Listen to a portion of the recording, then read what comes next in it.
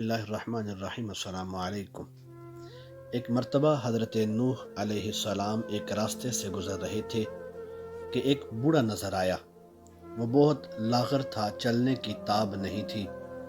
حضرت نوح علیہ السلام نے دریافت کیا کہ تم اس حال میں راستے میں کیوں پڑے ہو؟ کیا تمہارا کوئی گھر نہیں ہے؟ بوڑھے نے جواب دیا کہ میرے 7 بیٹے ہیں، انہوں نے بڑھاپے کے سبب مجھے گھر سے نکال دیا ہے، میرے پاس کھانے کے لیے بھی کچھ نہیں ہے۔ حضرت نوح علیہ السلام اسے اپنے گھر لے گئے اور کہا کہ تم اس گھر میں رہو، میں تمہیں کھانا دیا کروں گا۔ آپ علیہ السلام نے دعا کی تو ایک اجنبی شخص گھر میں داخل ہوا۔ اس کے ہاتھ میں ایک دسترخوان تھا، اس میں ہر قسم کے کھانے تھے۔ اس نے حضرت نوح علیہ السلام سے فرمایا کہ یہ کھانا میں آپ علیہ السلام کے مہمان کے لیے لایا ہوں، اسے کھلا دیں۔ اس نے کہا کہ اللہ کسی کو کبھی بھوکا نہیں سلاتا۔ وہ بوڑھا حضرت نوح علیہ السلام پر ایمان لے آیا۔ ناظرین، ایک روز ہدایت کی غرض سے حضرت نوح علیہ السلام گھر سے نکلے اور ایک بلند مقام پر کھڑے ہو گئے اور بولے، لوگوں میں نیکی کی طرف بلا رہا ہوں۔ اللہ نے مجھے نبی بنا کر بھیجا ہے تاکہ میں تم لوگوں کو ہدایت کروں۔ میرا کہا مان لو تو فائدے میں رہو گے۔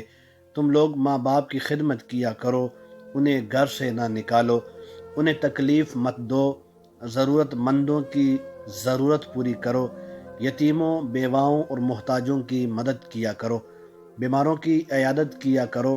ہر روز کمزور طاقتور کا محتاج ہوتا ہے۔ بات بات پر لوگوں کی جان نہ لو، یہ کام خدا کو پسند نہیں ہے۔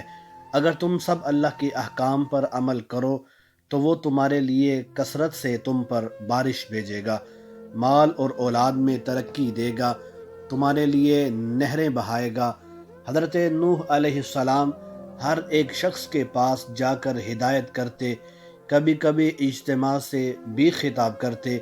ایک مرتبہ ایسا بھی ہوا کہ حضرت نوح علیہ السلام ایک رستے سے گزر رہے تھے تو کچھ لوگوں نے آپ علیہ السلام کا رستہ روک لیا اور مارنے کے در پے ہو گئے۔ کچھ لوگوں نے پتھر بھی برسائے۔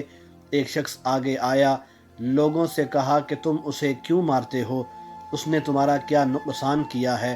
تو لوگوں نے کہا کہ یہ ہمارے بتوں کے خلاف باتیں کرتا ہے جبکہ ہم عبادت کرتے ہیں۔ ایک اور شخص نے کہا کہ یہ کہتا ہے کہ میں نبی ہوں، اللہ نے مجھے نبی بنا کر بھیجا ہے۔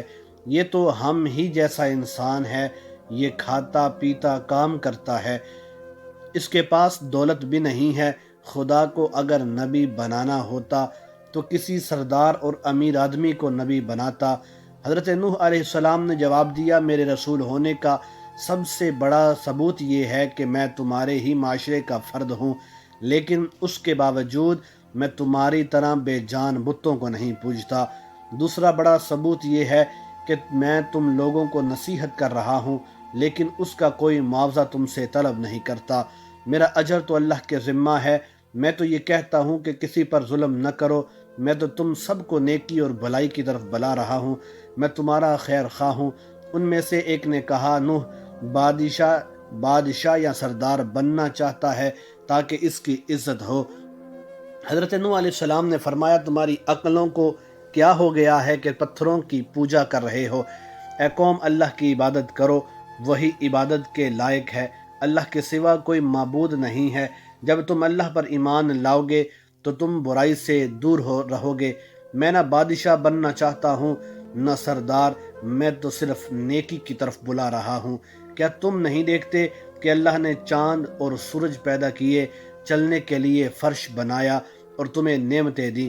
حضرت نوح علیہ السلام نے جب یہ باتیں کہیں تو لوگوں نے کانوں میں انگلیاں ٹھونس لی، ایک لفظ بھی سننے کے لیے تیار نہیں ہوئے۔